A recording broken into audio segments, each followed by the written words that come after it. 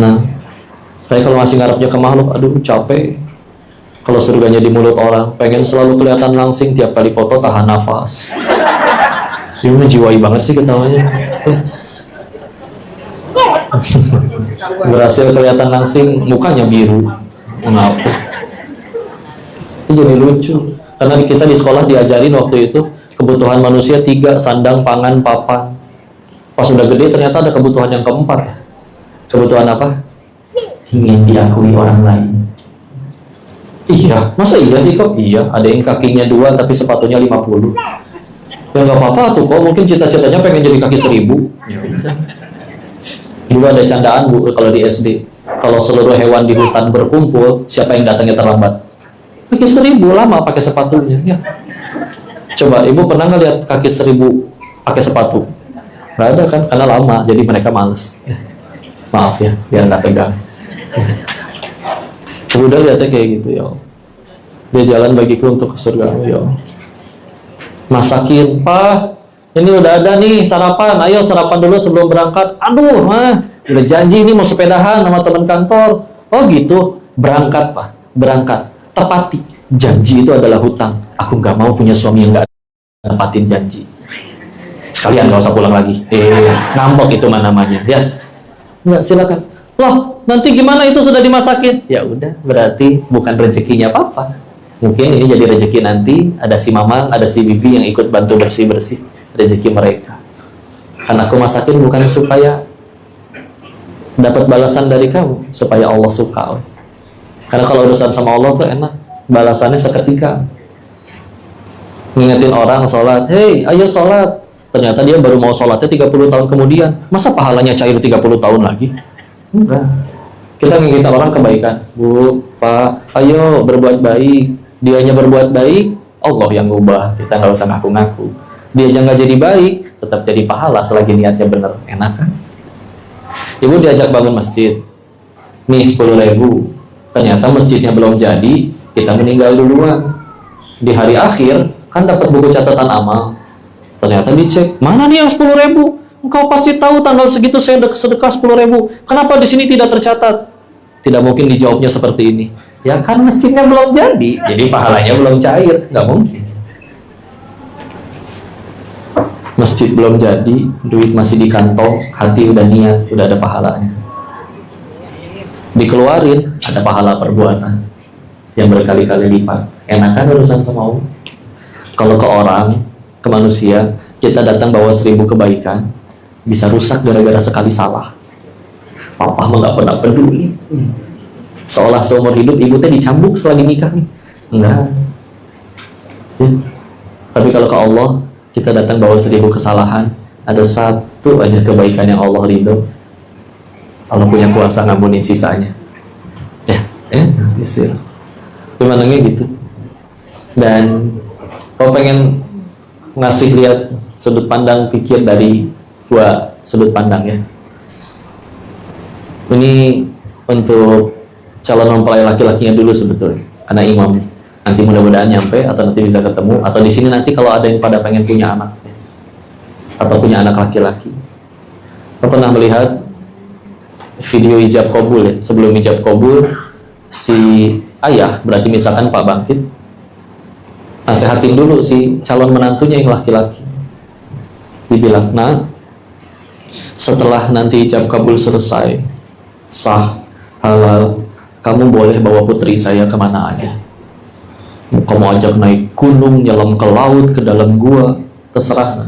Dia sudah jadi tanggung jawab. Tapi ingat satu, selama ini Bapak memenuhi semua kebutuhan putri Bapak.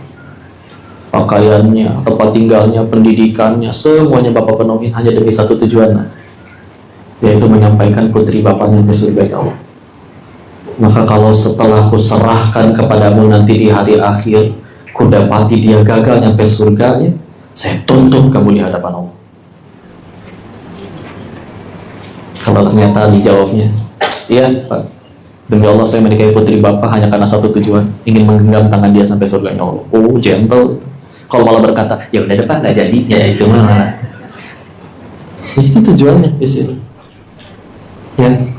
Dan memang gantian sekarang ya. nanti Kania akan menghadapi juga ibunya suami, mertua. Satu hal yang perlu kita ketahui, ternyata bagi seorang ibu itu, kalau punya anak laki-laki, dia seperti membangun bangunan yang indah, benar-benar dari batu bata pertamanya beliau taruh. Lalu suatu ketika sudah jadi bangunan yang indah, analoginya berarti sudah jadi lelaki yang baik, beriman, punya ilmu, punya wibawa. Setelah jadi kastil yang indah, sang ibu yang membangunnya harus rela ada wanita yang menjadi ratu di situ. Maka demi Allah itu tidak mudah. Maka tolong bersabarlah dengan mertuanya, seperti apapun itu. Ingatlah bahwa nanti kalau kita mendapati ada kebaikan pada suami kita, gak mungkin gak ada andil ibunya. Pasti ada. Ini sesuatu yang mungkin akan baru kita rasakan nanti pas kita udah jadi ibu yang mau nikahin putra kita. Ya. Jadi salin aja, bismillah. Ya. Laki-laki Allah berikan yang namanya jiwa qawamah. Quran surat 4 An-Nisa ayat 34, ar-rijalu qawwamuna 'alan nisa. Bahwa laki-laki pemimpin bagi manusia, dia punya jiwa qawamah. Tolong praktekkan kalimat ini kalimat dari wanita solihah kepada suaminya, dikutip di kitab-kitab para ulama. Nanti ibu kalau mau praktekin ke suami, boleh bu ya. Suami sendiri tapi ya bu ya. Silakan. Nah, kalimatnya seperti ini. Wahai suamiku, kami, maksudnya istri dan anak-anakmu, kami tahan pahitnya kelaparan. Yang tidak kami tahan adalah panasnya api neraka. Maka tolong jangan sekali-kali kamu pulang bawa yang haram ke rumah ini. Kalau menurut ibu kalimat itu terasa biasa saja, tolong perdengarkan kalimat itu di seorang laki-laki yang punya iman. Itu ngefek banget. Bu, di luar sana para suami berjuang belum tentu sesuai yang diharapkan. Ada yang dagang, ada yang hari gak laku. Ada yang kerjaan tahu-tahu lagi sulit, atasan lagi nyebelin, bawahan juga lagi nyebelin, pelanggan gak balik lagi. Tapi ketika dunia memusuhinya, laki-laki dia bisa tenang ketika ingat satu hal, yaitu ketika ingat, meskipun dunia memusuhiku, setidaknya akan tetap ada satu wanita yang mentaatiku apa adanya, dukung aku kapanpun, istriku di rumah. Dukung ya, karena dia hanya perlu didukung. Maka tolong bayangkan perasaan laki-laki kayak begitu, begitu nyampe rumah, suara istrinya lebih kencang daripada sound horeg. Itu repotnya. Benar. Ya. Atau hari dibalik deh. Kadang hari begitu indah. Atasan memuji, bawahan mengagumi, pelanggan balik lagi, bahkan merekomendasikan dagangan lagi laris, karir lagi melejit. Kantong kanan 100 juta, kantong kiri 100 juta. Yes, akhirnya bisa jajanin istriku gelang. Mah, beli gelang sampai kelek kalau perlu. Tapi begitu dikasih, mama ini ada rezeki, punten ya. Tiba-tiba misalkan istrinya malah gebrak meja. Pak, yang bener aja dong. Masa cuma segini? Lihat tuh tetangga kamu. Dia tuh bawahan kamu ya. Masa mobilnya bagusan dia sih daripada kita? Pikir dong, pikir. Bagus kayak ting saya. Hati-hati, saya ngambilnya dari film azab itu. Hancur, asli. Satu dunia cinta ke kita, satu-satunya wanita yang seharusnya paling taat kepada dirinya malah meremehin, tidak menghargai, tidak mendukung. Hancur. Masalah, pusing, stres. Nyampe rumah cerita ke istri, berharap dapat dekapan, malah emang kamu salah, kamu tuh susah dibilangin sih, kan udah sering aku. Tahu-tahu dia cerita ke anak magang di kantornya, kau malah dilayani dengan lembut. Itulah asal-muasal film azab ya. Makanya harus istri yang punya peran itu di sini. Tahu? Nanti kalau di pernikahan pasti akan dibacakan surat 30 Ar-Rum ayat 21. Ya. Wa min ayatihi an khalaqalakum min anfusikum azwaja litaskunu ilaiha wa ja'ala bainakum mawaddatan wa rahmah inna fi dzalika laayatin liqaumin yatafakkarun. Litaskunu itu diulang 4 kali di dalam Al-Qur'an. Ya. Yang 3 merujuk kepada malam, yang 1 merujuk kepada istri.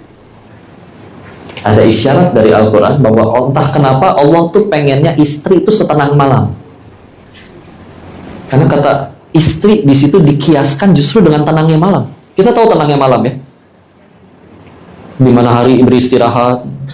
Dan kalau kita pengen bandingin, mohon maaf ya, tidur 2 kali siang tapi begadang semalaman, itu badan masih nggak seenak kalau kita tidur malam. Ya. Dan kita cerita mau ke 10 teman yang terima kita apa adanya, itu beda sama cerita ke istri sebelum tidur, pillow talk. Itu beda, lebih menenangkan. Maka ada isyarat Allah pengen istri itu setenang malam. Ya. Bismillah.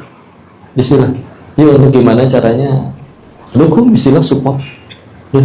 Atau dibalik harinya kadang begitu, ya Allah, dagangan lagi sepi, karir lagi rusak. Itu pulang juga nangis tuh suami. Sambil berdoa, ya Allah, saya aja yang lapar. Jangan istri dan anak-anak saya. Nyampe rumah juga dengan kepala tertunduk. Dipeluk istri sambil minta maaf. Mama maafin. Ini hari ini cuma dapat segini. Nah, ini momen yang tepat buat tadi istri bilang kayak tadi. Gak apa-apa. Kalau sekedar pahitnya lapar, kami kuat. Yang kami gak kuat tuh panasnya neraka. Ini halal kan? Kalau halal kita syukuri sama-sama ya. Makasih ya udah berjuang untuk kami. Kami sayang papa karena Allah. Oh, itu cara menangin hati laki-laki, asli. Tuh, orang suka bilang laki-laki katanya punya harga diri, betul ya Pak?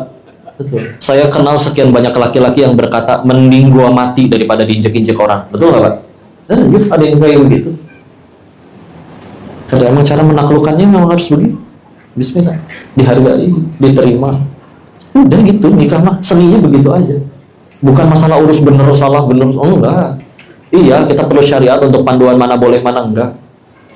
Tapi ketika istri cerita nangis sedih, dia lagi nggak perlu akalnya si laki-laki yang katanya logik banget itu. Dia kadang cuma perlu untuk dibuat ngerasa bahwa setidaknya meskipun satu dunia memusuhimu, akan ada satu laki-laki ini yang tetap menjagamu apa adanya. Ini bahu untukmu sayang. Udah selesai. Nanti udah muntah semua dia cerita, oh sini begini, sini begitu. Udah, tenang, udah. Nyeblak lagi bareng, tenang. Karena kadang suka, yuk saling lihat. Nanti ya setelah jadi pasangan. Nah ini udah banyak yang senior-senior nih. Udah berpasangan puluhan tahun gitu jadinya. Kalau tidur teh diliatin. Ngeliatin istri misalkan, Pak, ya Allah. Ini wanita, nggak apa-apa meskipun tidurnya mangap, celangap, nggak apa-apa, liatin aja gitu ya. Iya, nggak apa-apa ya, namanya capek ya, nggak, Pak, nggak tahu sih ngurus anak nyusuin tuh kayak gimana, ya, Masya Allah. Liatin terus apa? Ya Allah, wanita ini ada sekian banyak orang rela mati untuk dia bahagia, ayahnya, ibunya, adik kakaknya, betul?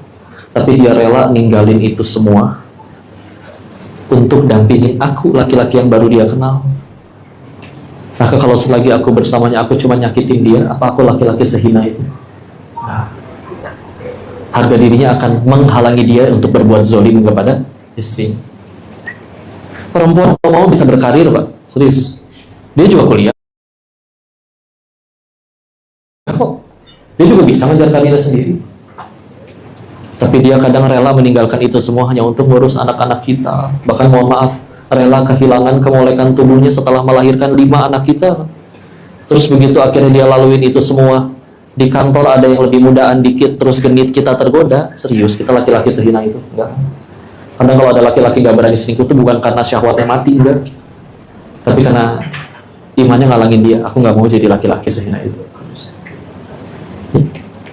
Sama istri juga liatin, ya Allah, ini laki-laki. Dia kalau mau bisa aja terus saja berkarir sendiri ngumpulin untuknya, tapi dia harus capek-capek dan diwajibkan oleh agama dan Tuhannya untuk menafkahi kami. Nggak boleh enggak. Ya. Terus aku nggak dukung dia, sibuk banding-bandingin terus dia dengan yang lain. Hancur. Ya. Bismillah. Ya gitu aja, nikah tuh gitu doang, saling. Yang penting. Ya. Bertengkar pasti ada, tapi nanti setiap kali misalkan udah habis bertengkar, kalau saya sama istri suka ngobrol, begitu udah paling sholat dulu, begitu udah tenang paling ajak ngobrol, sini duduk. Kita berantemin apa ya? Dari awal kita tujuannya nikah pengen apa? Pengen nyampe surga, ya udah. Ibarat naik angkot, satu dari Jakarta, satu dari Bogor, pengen sama-sama ke Bandung, ya. Ya, dari Jakarta, saya dari Bogor, sama-sama pengen ke Bandung, ya. Meskipun udah bersatu di angkot yang sama, ya, akankah ada masalah? Pasti. Bisa bannya bocor, bisa bensinnya habis, ya nggak? Tapi ketika ada masalah, paling yang di dalam angkot ngobrol, ini masih pengen ke Bandung kan? Masih sih, ya udah ngapain saya ganti angkot? Ngapain saya turun dari angkot ini? Udah mah di tengah jalan tol, bisi katubruk. Ya. Sama nikah juga gitu, pasti akan ada masalah. Tapi ketika ada masalah, paling kan duduk ngobrol berdua. Kita dari awal nikah pengen kemana sih? Surganya Allah. Nggak mungkin tiba-tiba dijawab, nggak mau lah, saya pengen ke neraka sekarang. Nggak mungkin. Ya. Dia pasti dengan tenang, iya sih pengen ke surganya Allah. Ya udah, tuh kalau tujuan kita masih sama, kita berantemin apa? Tenang, maafin ya kalau aku ada salah. Udah bismillah, tenang aja. Maafin. Udah aslinya. Atau diajak mikir ya. Kita tuh sebentar kalau di sini. Anggaplah nanti punya anak. Kalau perempuan dia udah jadi anak soleha. Tahu-tahu kadang umur 19, 23, 24, 25, tahu-tahu udah harus jadi istrinya orang lain. Kalau kan punya anak laki-laki, ternyata kita didik dia beneran jadi imam yang hebat, punya ilmu, punya wibawa, punya tanggung jawab. Nanti tahu-tahu umur 27, 28 udah harus bertanggung jawab atas istrinya. Terus kalau udah itu yang terjadi, yang tersisa di rumah tinggal apa? Tinggal kita dua anak aki-aki sama nini-nini. Yang kadang cuma sekedar ngarep, minimal seminggu sekali datang anak. Udah apa lagi itu dia. Terus kalau ujung-ujungnya tinggal kita berdua, serius mau menghabiskan waktu dengan terus bertengkar kayak gini? Ingat ya, aku bukan musuh kamu. Ya, jadi jangan istilah. Ya udah, kalau udah kayak gitu cair. Iya ya.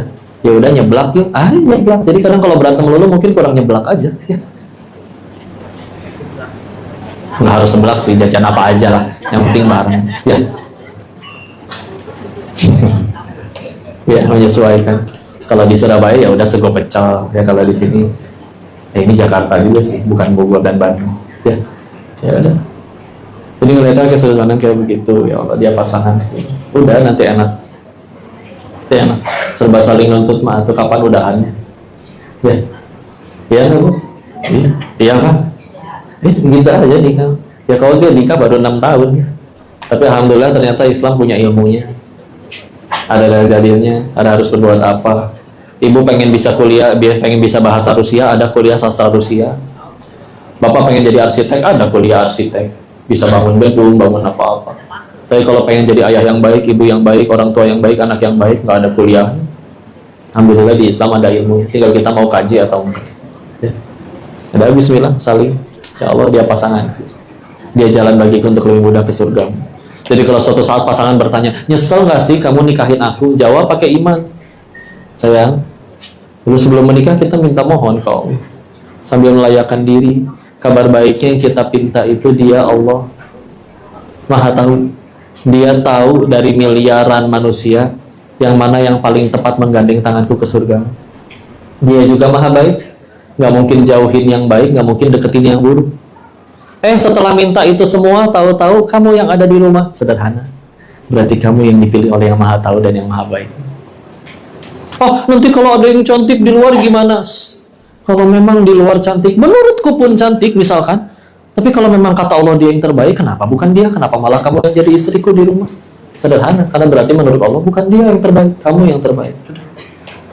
Nah, kalau kamu dipilih oleh yang Maha tahu dan Maha baik, mana mungkin aku menyesali keputusan Allah? Aku laki, manusia, bisa salah. Allah tidak bisa salah. Habis itu. Begitu lagi ya, nikah mah. Ya. Selesai. Jadi satu lagi jadi api, satu lagi udah jadi air. Dua-duanya api mah kebakaran atau ya. Gitu aja. Apalagi nanti sudah ada anak. Ya. Terakhir tips, titip ke Mas Khizbul ya, istilah. Laki-laki itu harus punya 3 kelebihan daripada istri. 1, harus lebih takwa. Jadi kalau nanti kita mendapati, wah istriku tiap hari sholat sunnah duha 2 rakaat, berarti aku nggak boleh kurang, harus lebih. Dia sholat duhanya 8 rakaat misalnya. Wah ternyata istriku setiap hari baca Quran 2 lembar, berarti aku harus 8 lembar. Ya. Nggak boleh kalah, nggak boleh kalah. Apalagi perempuan kan ada liburnya, ada haid. Laki-laki nggak boleh kalah takwa. 2, dia harus lebih berilmu. Nanti istri setelah udah jadi istrinya dari suaminya, maka kan dia terbatas. nggak bisa nanya kemana-mana seenaknya. Alhamdulillah kalau suaminya tahu. Kalau nggak tahu ya ngaji bareng. Ya. Yang ketiga, ini tidak wajib, tapi kadang jadi masalah besar. Selain lebih takwa, lebih ilmu, suami juga harus lebih berduit daripada istrinya. Ya. Kok berarti kalau aku tidak kaya nggak boleh nikahin wanita yang kaya? Boleh. Selagi niat benar lillahi ta'ala dan kamu melayakkan dirimu di hadapan pencipta istrimu, mudah bagi Allah menjadikan kau kaya. Bismillah. Oke. Selagi niatnya benar, bismillah. Emang orang-orang yang pada kaya sekarang, dulu kalau diusut kan pasti pernah ada sulitnya dulu. Ya ada yang orang tuanya kaya, orang tuanya ditanya, ya mungkin kakeknya juga ada kaya. Tapi kalau diusut pasti ada yang mulai dari nol kok. Entah mungkin kakeknya, atau mungkin juga buyutnya. Pasti ada yang mulai dari nol. Nggak ada yang tahu-tahu terlahir dengan bawa kartu ATM prioritas dengan istri, nggak ada ya. Pasti mulai dari ada yang mulai dari nol. Bismillah. Buat istri, ini sediakan 4 wangi di rumahnya. 1, wangi rumahnya, ya. Dan ingat, ini boleh pakai ART, tenang aja, ya. Ketiga, wangi masakan. Wah, suami pulang capek, ada aroma makanan yang dia suka, masya Allah. Dan ingat, ini juga boleh Gojek, ya tenang aja. Ya. Nah, sekarang udah canggih, ya. Enggak semua jago masak, Bu, ya nggak? Gitu, ya. Tapi memang spesial kalau dimasakin istri, ya. Meskipun agak keasinan. Ya. Yang ketiga, wangi anaknya kalau udah ada anak. Nyampe rumah, istrinya mah cantik, anaknya habis kecebur got, belum dimandiin, ya kan. Ini juga si wangi. Yang keempat jelas wangi istrinya. Jangan sampai di rumah kayak singa, jabri, giliran keundangan nggak cantik. Ya, kebalik ya, harusnya paling cantik di hadapan. So, udah, saya udah dikasih kode, udahan katanya. Mudah-mudahan yang sedikit disampaikan ini bisa jadi renungan, muhasabah, minimal jadi bekal untuk mengarungi bahtera rumah tangga yang akan dihadapi. Barakallahu laka wa baraka alaika wa jama'a bainakum fi khair. Berkah selalu kan ya, lancar sampai hari H dan keluarga besar. Pak, Bu, selamat ya. Bismillah, kakak-kakak juga alhamdulillah. Bismillah, semoga dilancarkan, dimudahkan oleh Allah. Saya serahkan ke MC lagi ya. Berikut doa apa nanti ada lagi yang doa juga ya. Ya. Izin kita sama-sama mendoakan ya. Bismillah. Yang punya hajat masing-masing pun disuarakan dalam hati, Allah Maha mendengar. Ingat doa itu pilihannya 3, 1 dikabul. Jika tidak dikabul maka dijauhin dari musibah. Jika tetap ada masalah dalam hidupnya maka pasti dihapuskan dosa-dosa. Selagi doanya baik, pilihannya cuma 3 itu. Ya, kita tundukkan hati dan kepala kita sejenak mendoakan keluarga yang berbahagia ini. Ya. A'udzubillahi minasyaitonirrajim. Bismillahirrahmanirrahim. Allahumma shalli ala sayyidina wa habibina wa syafiina wa maulana Muhammad. Wassalim radhiyallahu tabaraka ta'ala an kulli sahabati Rasulillahi ajma'in. Bismillahirrahmanirrahim. Hamdan syakirin, hamdan na'imin, hamdan yuwafi ni'amahu wa yukafi mazidah. Ya Rabbana lakal hamdu kama yanbaghi li jalali wajhikal karim wa 'azimi sultanik. Allahumma shalli ala sayyidina Muhammad wa ala sayyidina Muhammad. Allahumma ighfir lil muslimina wal muslimat wal mu'minina wal mu'minat al ahya'i minhum wal amwat. Allahumma ighfir lana wa li walidina warhamhum kama rabbawna shighara.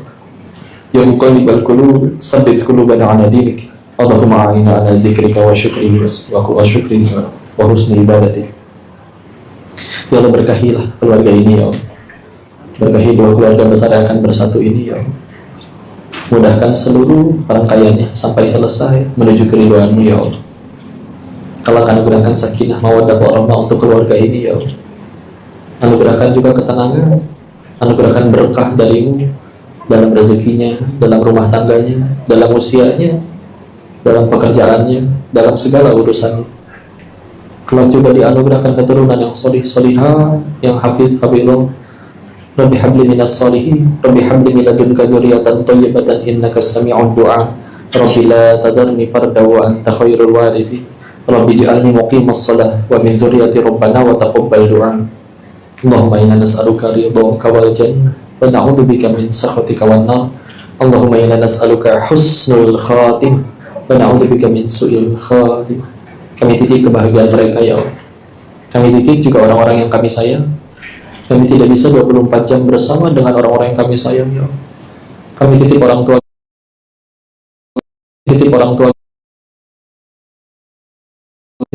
kami. Kalau kami juga titip anak-anak kami yang nanti mereka akan menempuh pendidikan, akan menempuh jenjang kehidupan selanjutnya. Mereka semua di tangan-Mu ya Allah. Mudahkan urusannya ya Allah. Bahagiakan hatinya, terima jadi amal soleh. Jauhkan dari orang-orang yang berniat zalim atau berniat buruk atau berniat jahat. Dekatkan dengan sahabat, lingkungan guru yang membuat mereka tambah diridhoi oleh-Mu ya Allah. Dan selalu mudahkan kami dalam ketaatan. Juga anugerahkan kami istiqomah dan istiqomah kelak kami pulang dalam keadaan husnul khatimah. Rabbana atina fid dunya hasanah wa fil akhirati hasanah wa qina adzabannar. Subhana rabbika rabbil izzati amma yasifun. Wassalamu alal mursalin. Walhamdulillahi rabbil alamin. Amin ya rabbal alamin. Terima kasih seluruh hadirin yang ikut mendoakan. Ingatlah doa itu kembali juga kepada yang mendoakan. Semoga Allah berkahi kita semua yang hadir di sini.